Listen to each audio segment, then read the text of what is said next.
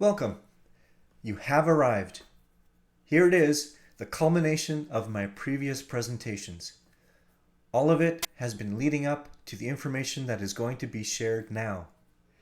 It has taken a while to get to this point, but I've had to explain all the needed interrelated concepts, and there have been many details to explore. The other thing that must be said is that there are so many traditions and false assumptions that need to be countered so that the true facts become known. Well, the foundations have been laid. All the information that is needed has now been explored. But that is not to say that what has been presented so far has not already been truly shocking. Some of the things that have been shared challenge the very core of long-standing and deeply held Christian traditions. And that is where this information can become a sticking point for many, in even being willing to consider these things. It just becomes too difficult to believe that things that people have considered to be true facts for centuries are, in fact, actually wrong. This was my experience in my path of discovering these things as well. I came to the realization that the traditions of the church can contain extreme error. However, I held to the simple truth that the Bible is always correct. No matter how strongly held a church tradition was, if it did not meet the evidence contained in the Bible, then the tradition must be incorrect. For example, the church observes Good Friday every year and has for centuries. How could something like that be based on false information? Why would it not be realized that it was incorrect by now? And yet, it is based on the false assumption that Jesus Christ was crucified on a Friday. My presentation on the date hidden from history explored this topic extensively. Now, some people might respond, well, what does it really matter?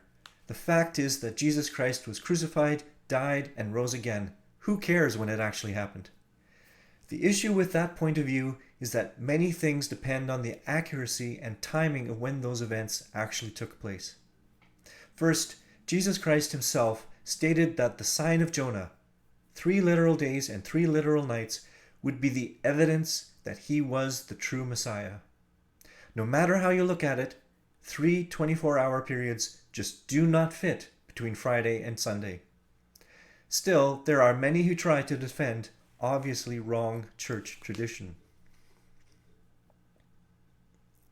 Second, God planned out human history very meticulously. Nothing has happened by random timing. So if one does not truly know when an event actually happened in history, recognizing the patterns and the connections that God has made evident will be totally missed. And that is where we find ourselves with this presentation. The 70 weeks years of prophecy has to do with time. That is the amazing draw that it has. God predicted the future, and it is there for us to read and to know. But can it be accurately understood? As someone has recently stated, God is a date setter. Now, why is it that that statement causes such a visceral reaction in us?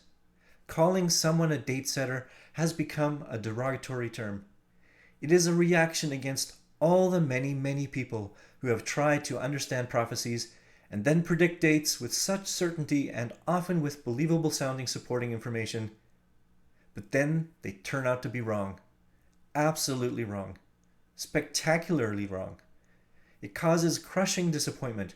It causes doubt on Christianity as a whole, and it invites harsh and biting mocking by critics who are just waiting to pounce.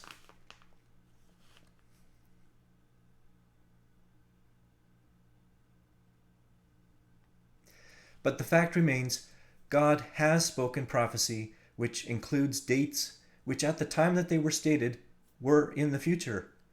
And it's not just a few meaningless dates. Important history-changing events were predicted hundreds of years in advance. They were not murky statements that could be interpreted many ways to make something fit at a later date. They were specific statements. For example, God spoke Cyrus by name hundreds of years before his birth and said he would allow the Jewish exiles back into their homeland. Also, God stated that the Babylonian Empire would last 70 years and no longer. Nobody expected that the world superpower would be quickly conquered when it happened in 539 BC, after 70 years from the time they conquered the Assyrians in 609 BC. God sent Gabriel to show Daniel the pattern of time for the future in the 70 weeks prophecy. Now, it is a bit unfair because as we read in Daniel 9:22, Gabriel states that he will make Daniel understand what he's about to lay out, but in verse 24, he tells Daniel to seal it up and make it hard for anybody else. But the information has been there all this time. God set up 3 distinct and separate periods of time. They aren't random. The start and end points were set in history before they even happened. And when the 2 gaps between the 3 periods, even the 2 gaps between the 3 periods are specific groups of 7 years, that is, weeks of years. No one has realized that until now. Now, as we've seen, the first 7 years or 7 weeks of years were meant to address God's promise that the Jewish people would again return to and restore Jerusalem. 2 specific words are used in Daniel 9:25, Shub and Banah. These are the keys to when the prophecy and the entire countdown clock of history would begin. It's all tied to the writings of Jeremiah. In fact, Daniel 9 and Gabriel's visit has to do with Daniel correctly understanding the 70 years prophecy that Jeremiah dealt with extensively throughout his prophetic career. Most people do not examine Daniel 9 in the overall political and prophetic context of the time period. And this is the key to understanding the entire prophetic timeline. The 70 years that Jeremiah prophesies is tied to the period of time that Babylon subjugates Judah and all the rest of the nations. It is not the amount of time the Jewish population was in Babylonian exile. While the exile takes place within the 70-year time frame, it is not the period of exile, as is the common assumption by many people. It simply is not what the text states.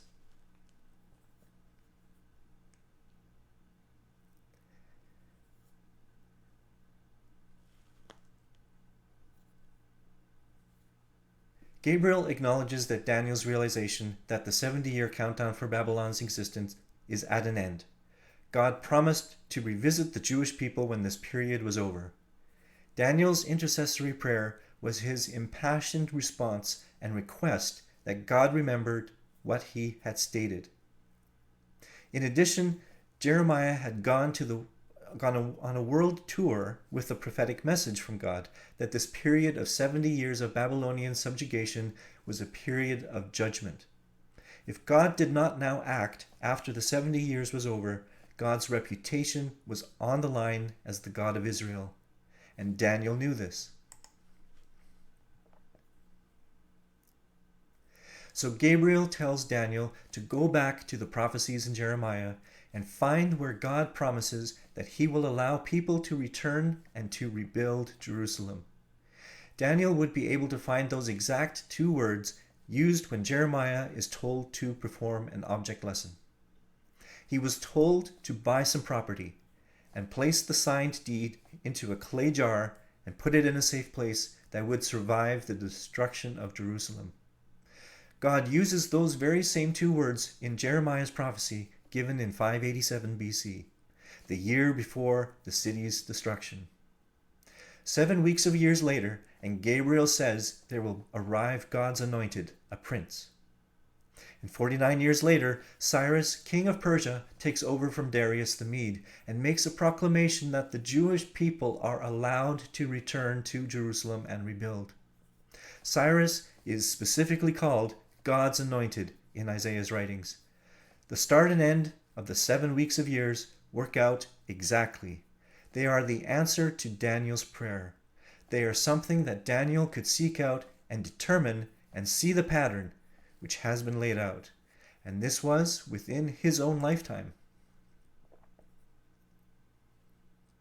As I remarked in a previous presentation, many see the start of the prophecy as a combination of 7 weeks and 62 weeks, and begin the time period in 444 BC with the decree of Artaxerxes. This is long after Daniel is already dead. It would be such a slap in the face for Daniel if this was the true interpretation. Daniel would never have seen his prayer answered and the start of the 70 weeks of years.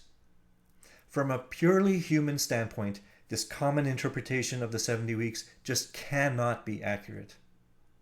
God started the clock himself.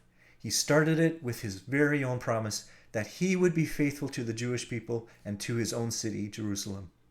He started the countdown in 587 BC, and the first group of weeks ends in 538 BC.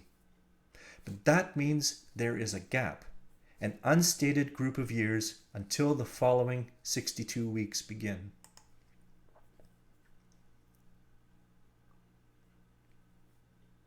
Gabriel says that the 62 weeks of years will be wholly concerned with the rebuilding of the internal city and the external walls. Even though Cyrus allowed the rebuilding in 538 BC, only the temple's foundations were addressed at this time. This was the state of affairs until the time of Nehemiah in 444 BC. At that point, Nehemiah petitions the Persian king Artaxerxes and receives permission to rebuild the walls and the city. And as we saw, the same two keywords, shub and bana, are used in that text. So it is not just the fact that a decree was given in 444 BC, but the important point is, when did the physical construction actually happen? There are no exact dates given in the biblical text for what year Nehemiah arrived in Jerusalem. Most people just assume it was the same year and use 444 BC as the date. However, we must examine all the facts. The Bible includes detailed information about Ezra's previous caravan and their journey from Babylon to Jerusalem. It says it took 4 months, and they made very good time. It is extremely doubtful that Nehemiah could have made the same trip in less time. He started out 200 miles further to the east in the empire's capital. He had to find a new group of settlers, get provisions ordered and arranged, meet with the governors along the way to get supplies for the walls and the foundations. Josephus says all this took 4 years to do. In fact, 440 BC is the year that Nehemiah finally arrived in Jerusalem and started rebuilding the city.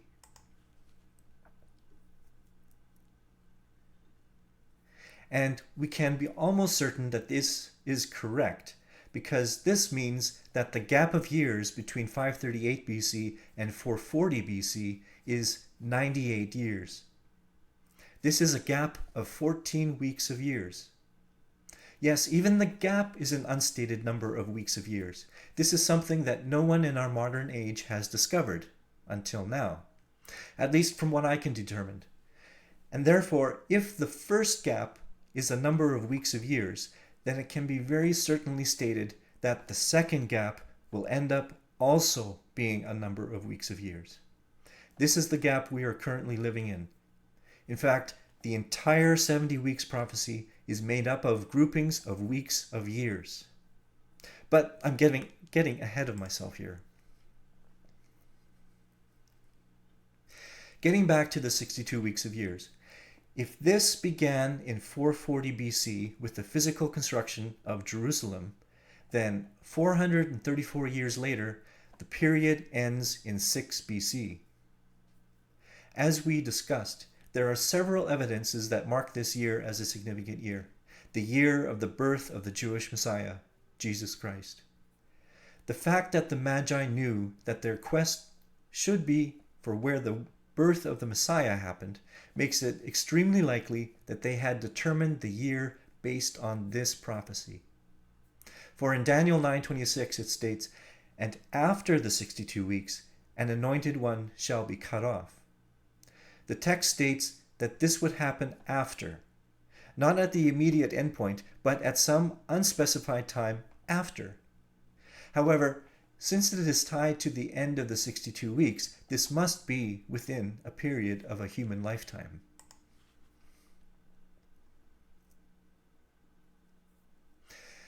So, this is why it is so important to determine the exact day and year that the Messiah died. So much is connected to this event. Due to the fact that the prophecy's goals have not seen complete fulfillment yet, we can use the previous information to put some limits on the expected endpoint. To be very clear, this is not prediction. As I will continually qualify, there are some upcoming highly significant patterns that point to certain dates. As I stressed at the start of this discussion, when the prophecy was first given, everything was still in the future. Yet, everything was laid out in the particular relationships they would need to be in as they saw fulfillment. There was nothing random about it. And as we are still awaiting to see the final complete fulfillment, all the needed relationships exist in this present time as well. It's just a matter of time passing. Dates have been set. God has placed everything in their proper timing. The question becomes how to interpret the patterns correctly, and how do we know that they have been interpreted correctly? What we will now see is that the proper interpretation of the 70 weeks timeline fits like an exactly shaped cog into many other patterns and relationships. As they are all layered together, they form a cohesive whole and provide confirmation for each other. Each layer provides strength to the entire structure. As each piece is not random, more and more confidence builds. However, it is still not a prediction. They are all highly significant relationships that still await confirmation as they happen.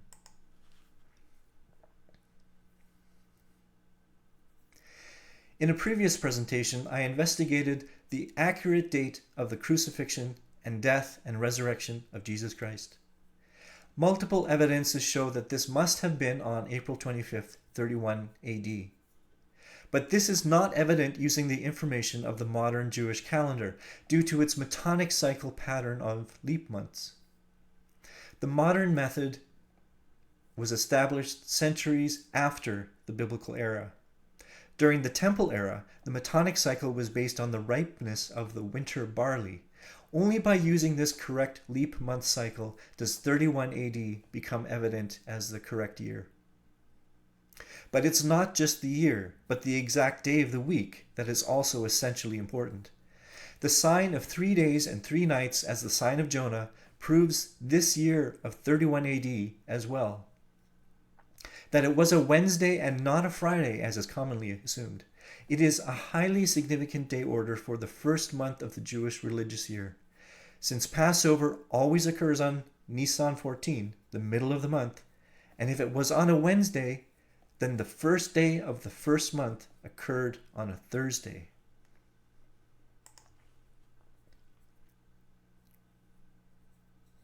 We explored the time of the Exodus from Egypt and saw that it also happened with this particular day order. The Passover was on a Wednesday. Then, looking all the way back to the creation week, we see that the first day of the very first month happened on a Thursday. That is, the sun and moon were put in their place so that the first day of the calendar occurred on Thursday of that week.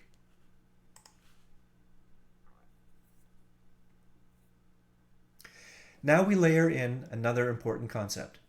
That is that human history has been segmented into 7 periods, what are called days. However, these days are made up of 1,000 years each. So history is a week of 1,000-year days.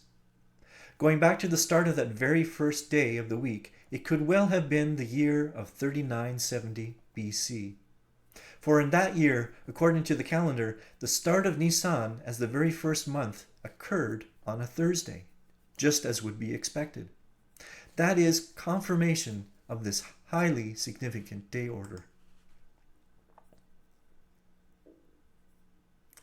The date of the crucifixion was shown to have occurred on 3 interconnecting middles of the week.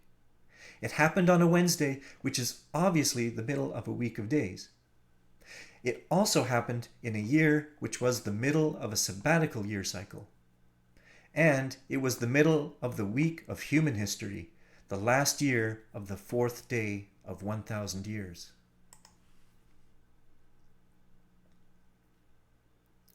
If there really are 7 1,000-year days of history, then the 7th day, as the day of the Lord, will begin in 2032 AD.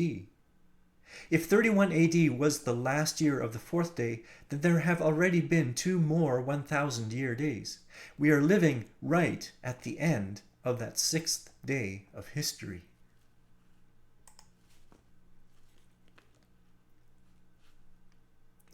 If we take as true what the Bible states, that the day of the Lord marks the beginning of Christ's 1,000-year rule on earth, then the 70-week timeline must finish at that point. I won't go into all the various prophecies and events that must happen. However, just looking at the timeline, it must all take place as the final day of the Lord begins. It will be the start of the final 1,000 years of human history. This means that the end of the 70 weeks should be in 2032 AD. So what does that mean to the pattern of the prophecy? The final 1 week is a period of 7 years. So then, taking 2032, subtract 7 years, and you get 2025 as the start of the final 1 week of the prophecy. That second gap would be 2025 minus 6 BC as a period of 2030 years. This would work out to a period of 230 weeks of years. This highly significant pattern now becomes plainly evident. It is such an elegant series of groups of weeks. The other obvious thing that must be said is that if this is actually true, there is not long to wait for all this to happen.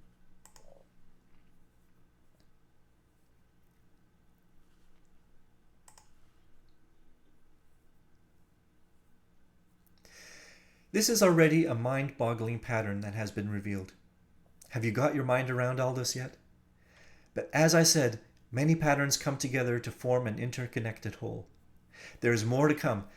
So let's look again at the significant pattern of the middle of the week, which occurs at the middle of the month. We have seen that the most important year in history, the year of the death and resurrection of the Messiah, happened during a highly significant day order of the month, that is, on a Wednesday. What we have not investigated yet is the highly likely year of his birth in 6 BC. Let's build the structure of the calendar for that year to see what we can find out.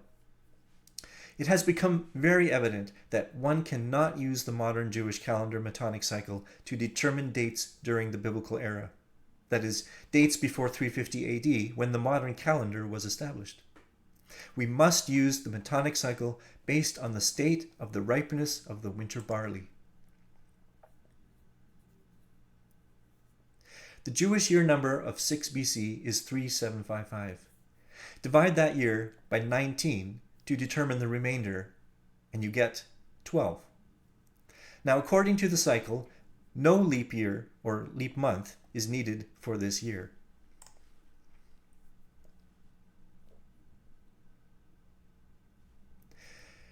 We can reference the NASA data for the phases of the moon for this year, specifically the new moon for the beginning of the months.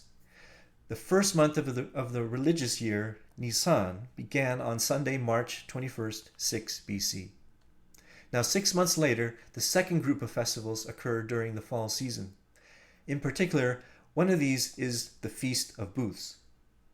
This is one of the 3 festivals where every male was required to make a trek to Jerusalem. This meant that there were many people traveling into an extremely crowded area. It was extremely difficult to find lodging anywhere near Jerusalem, even near Bethlehem. The beginning of each month of the calendar was determined by observation of the first sliver of light after the new moon phase. This happens roughly 18 hours after the actual conjunction. And this is another reason why the modern calendar is incorrect. They base the start of the month on the time of the actual new moon phase, while the true calendar had to wait until it was observed, which could be up to 2 days later. Based on this, the start of Tishri was Wednesday, September 15, 6 BC. The festival of Booths always occurs on the 15th of Tishri, and that would mean it occurred on Wednesday, September 29th, 6 BC. Amazing. This was the middle of the week. Is that significant? Experts have proposed that Jesus was born during this festival due to the significance of the meaning incorporated into the customs of the festival. This would mean that the year of Christ's first coming to earth has a significant day order pattern of the middle of the week during the fall festival season.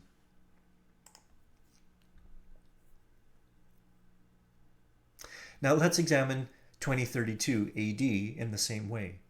The Jewish year number is 5792. Dividing by 19, the remainder we get is 16. According to the Metonic cycle, a leap month will be required for this year. Remember, this Metonic cycle is based on the ripeness of the winter barley according to the biblical instructions.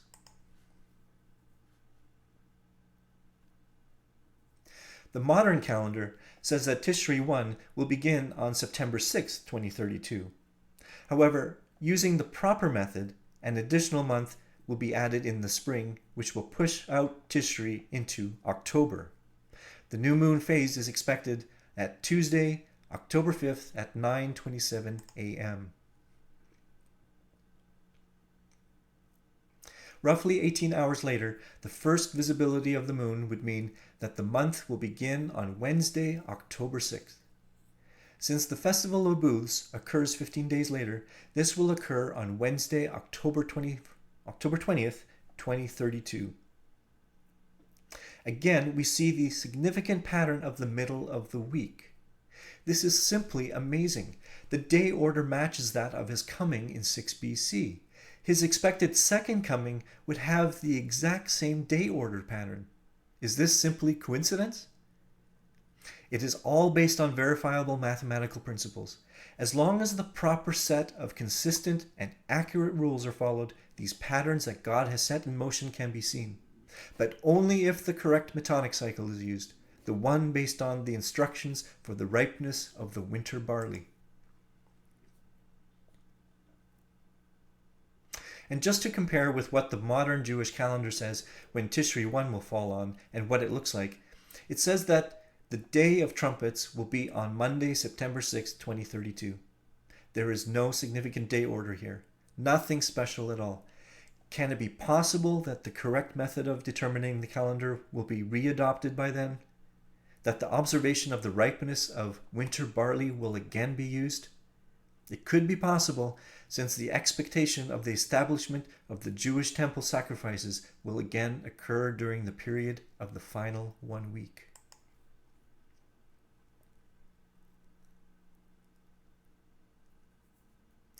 Now comes the next mind-blowing pattern: Eclipse event signs. I introduced this amazing sign from God in previous presentations. With many significant events in history of the Jewish people, God seems to mark them with groupings of eclipses, both solar and lunar.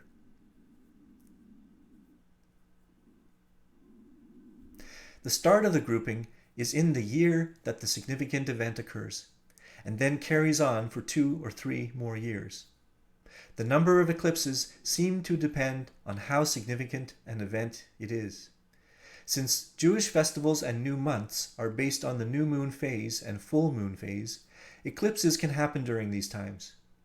When there is a group of eclipses that occur at the same times as these festivals and a significant historical event occurs, this is something I have called an eclipse event sign. Although blood moons can be part of this, that is, total lunar eclipses, the actual kind of eclipse is not the most important thing. This is where the recent blood moon craze got things wrong. And in addition, the proper Jewish calendar must be used to determine the correct calendar to see matching eclipses.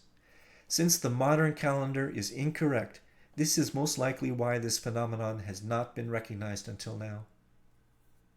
But it must also be pointed out that not all groupings of eclipses that match festival dates are significant.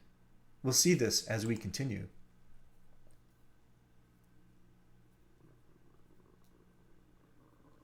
Let's examine the eclipses that occurred around 6 BC.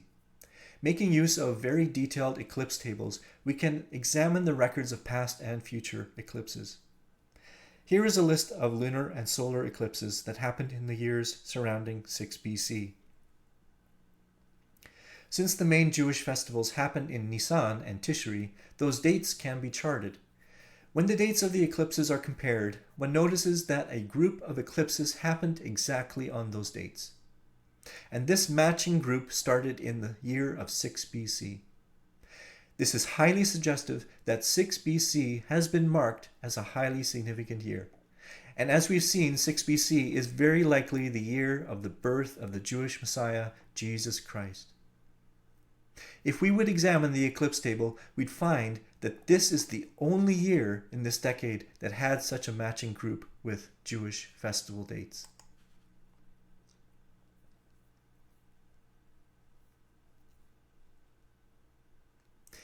Next, let's take a look at the years between 31 and 33 AD. This is a very large group of solar and lunar eclipses. When the eclipse dates are compared with the Jewish festivals and the start of the months, there are a large group of matches, 10 matches. But notice, only by using the correct Jewish calendar, the one based on the ripeness of the winter barley, does the proper significance become evident. The significant year begins in 31 AD, but if one uses the modern calendar, it does not reveal that there is anything special about that year. Notice that the grouping starts in 31 AD and not 33 AD. 31 is revealed to be the highly significant year. And as we've seen, 31 AD is the year that Jesus Christ, the Messiah, died and was resurrected. If God has marked his special work in the history of his chosen nation throughout the past, then it is reasonable to assume that he will have continued to do that and will do that into the future. Let us examine the 20th century and the years still to come. However, the important point to remember is that this can only be correctly done by using the calendar that is based on the ripeness of the winter barley as was specified by God when he first gave the instructions of the calendar in Exodus. The modern calendar rules are no longer biblically accurate and have hidden many of these patterns that we are now discovering.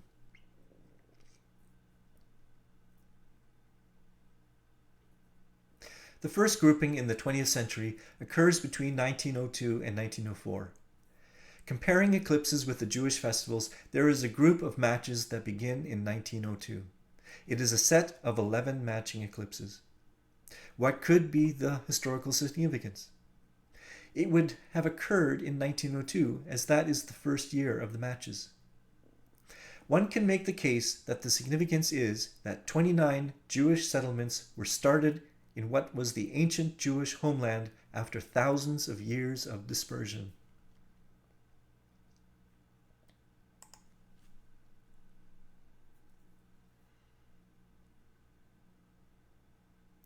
The next grouping starts in 1912 into 1913 and was a set of 3 matches. Here is an example that not every group is significant. There isn't any obvious historical event for the Jewish people that happened in 1912.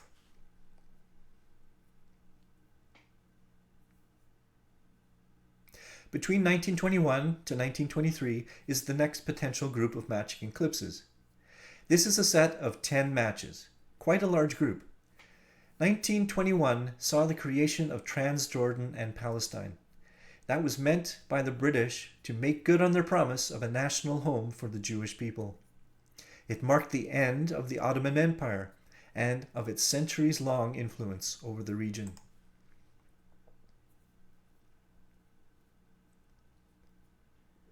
The next group is a series of matches between 1930 and 1931.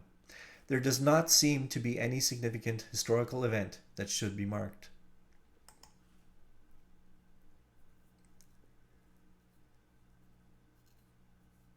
Between 1940 to 1942, there is a series of 8 matching eclipses to the Jewish festival dates.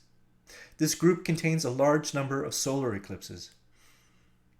Now, examining the kinds of historical events that are marked throughout history, it seems that a large number of solar eclipses signify an especially difficult time for the Jewish people. World War II was a very harsh time.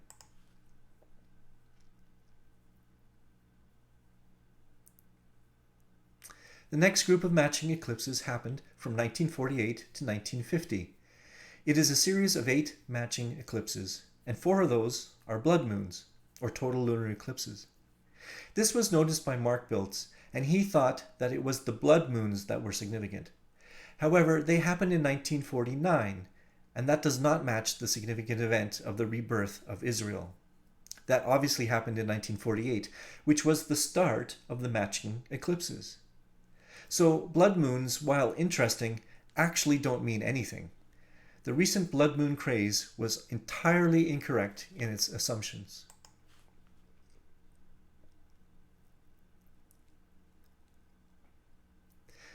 Then the Six-Day War of 1967 was marked with a group of eclipse event signs. This is a set of 8 matching eclipses. This signifies when the new nation of Israel expanded her borders and gained complete control over Jerusalem.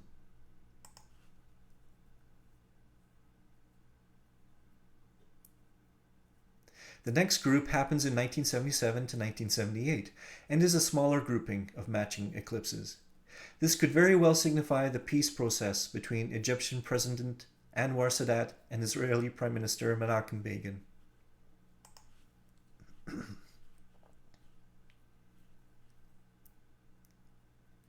The following potential matching group happened in 1986 to 1987. There was a set of 8 matches. There is nothing particularly obvious historically that happened in 1986 for the Jewish people. Again, not every set of matching eclipses has to have something significant happen.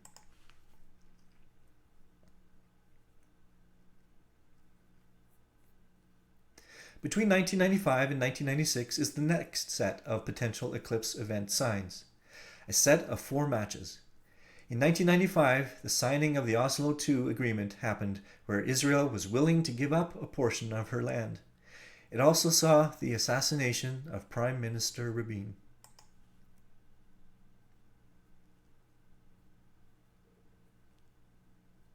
Next is 2005 to 2007, a set of 8 matching eclipses. In 2005, Israel relinquished occupied land, going against God's covenant of promised land. They removed settlers from the Gaza Strip and the West Bank. This year also contained the Iranian World Without Zionism for the complete destruction of Israel, and that she should be wiped off the map.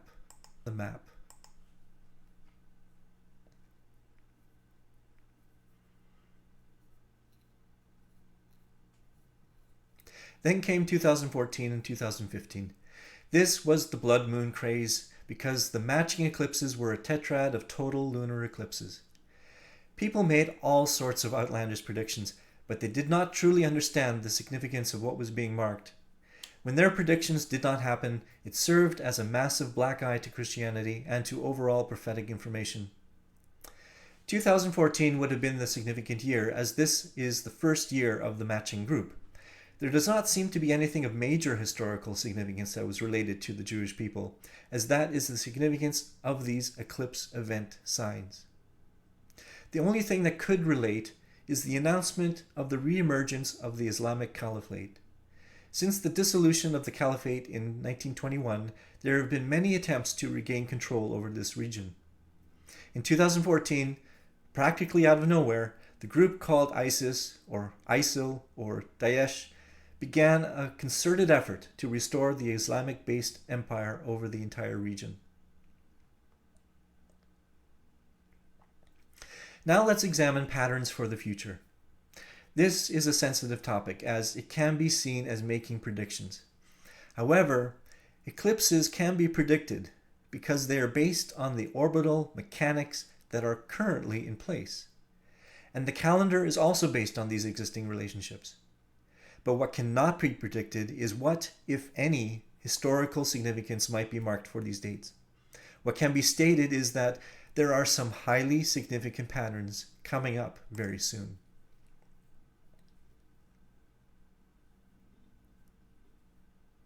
In 2025 is the next group of eclipse event signs. This depends on using the proper Jewish calendar based on the winter barley ripeness. There are two potential matching eclipses in 2024. They will match the modern Jewish calendar, but they will not match the Abib-based calendar. That year will have a leap month added. This means that the first year of matching eclipse occurs in 2025. These matches consist of a small group of solar eclipses, and we have seen that the groups of solar eclipses signify an especially difficult time for the Jewish people.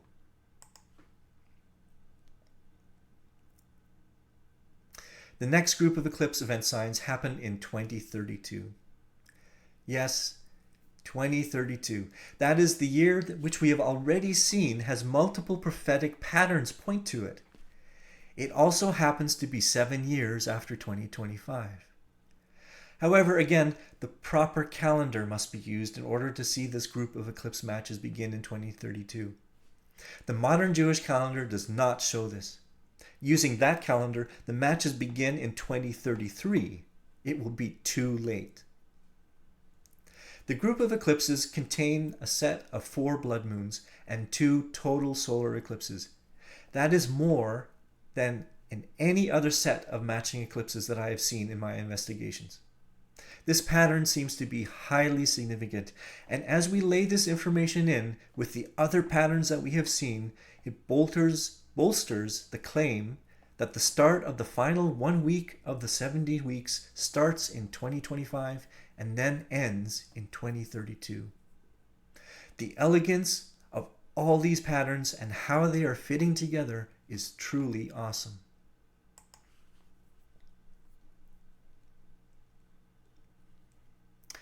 And here is another evidence to add into the interconnected layers of the date patterns.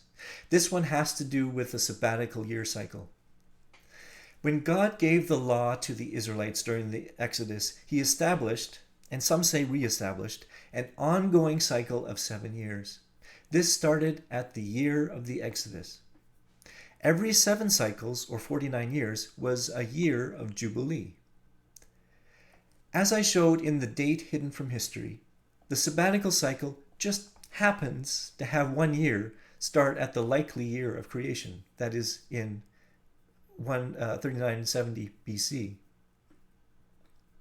This 7-year cycle runs throughout the whole period of human history, even though the Jewish people have often forgot about it and not followed the instructions given for the sabbatical years.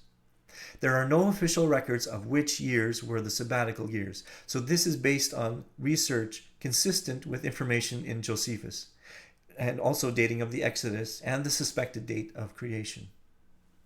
So carrying this cycle through to the lifetime of Jesus Christ, some very interesting patterns become evident. If 6 BC is the very likely year of his birth, notice that it was in the middle of a 7-year cycle. It was during the middle of the week of 7 years.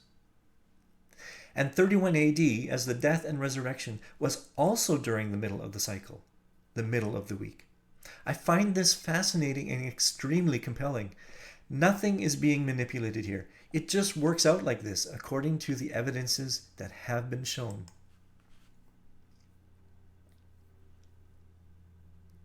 Now let's consider the sabbatical cycle if we continue the same pattern all through history to our present day. We are presently at the end of 2021, which is the 6th year of the cycle. Notice that the latter half of 2022 should be the start of the year of Jubilee if it was being observed. That year marks the first sabbatical cycle in a brand new cycle. If 2025 is the start of the final 1 week of the 70 weeks, notice that it is actually during the middle of the week of the cycle. 7 years later, the proposed year of Christ's return in 2032 is also during the middle of the week. It's just amazing that Christ's first coming, the year he left Earth, and this proposed year of when he returns are all during the middle of the week of the sabbatical cycles. This and these patterns are very compelling. Everything that I have shown can be verified, and I strongly encourage you to spend some time to do this. Only then can you truly appreciate how all these things fit together like clockwork. This is not of human design, as only God could have put all these things in place since the creation of time.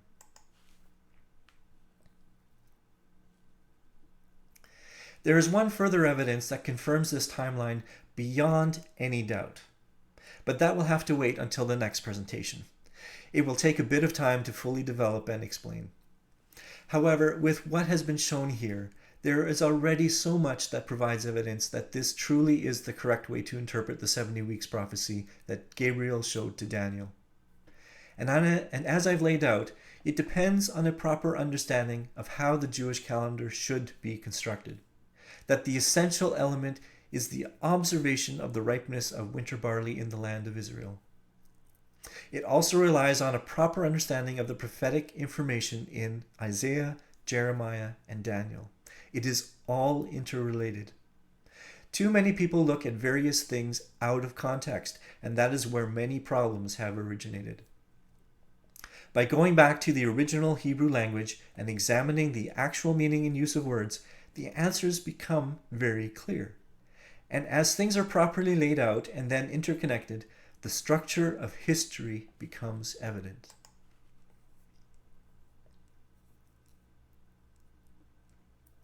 But why is this evidence only being made public now? Why has no one else seen this up to this point? Through these presentations, I have given some of my thoughts as to why this is the case. It all comes down to ignorance. Now, don't get me wrong, there are many wise and knowledgeable Christian teachers and pastors out there, but they all seem to have blinders on. I have tried since 2008, that's well over 10 years now, to share these discoveries with any pastor, teacher, prophecy expert that I can think of.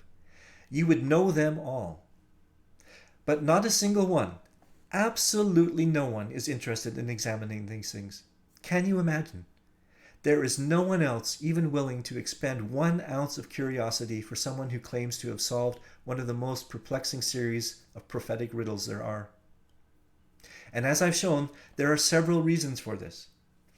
First, most use the King James translation as their base of understanding for Daniel's writings. But now we know that the King James translators inserted their particular bias and understanding into the translation.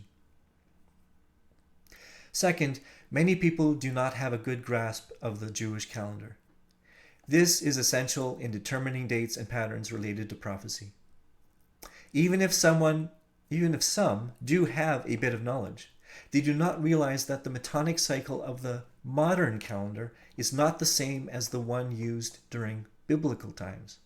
Their dates are off, and they don't even realize it. They will never be able to see the interlocking patterns used if they use the rules by the modern Jewish calendar.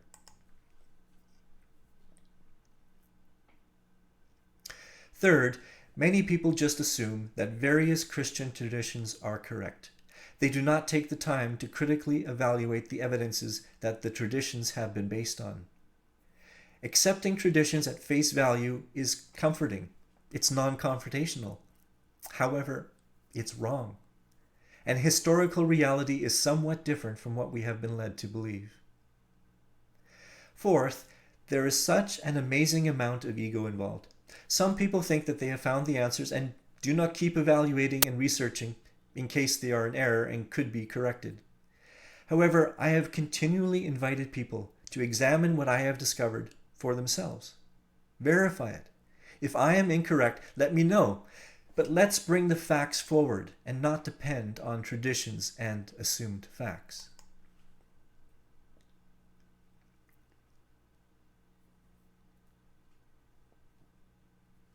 As Gabriel instructed Daniel, seal up the prophecy. And Daniel did just that. I truly believe that when God decides that the time is right, all prophecy will be understood correctly. Is what I have discovered the correct interpretation of these things? Is now the correct time for these things to be made known? In 2008, I thought the time was right, but no one would look at my research. In 2016, when I published my book, I thought the time might be right then. My book had limited marketing, so not many people bought it.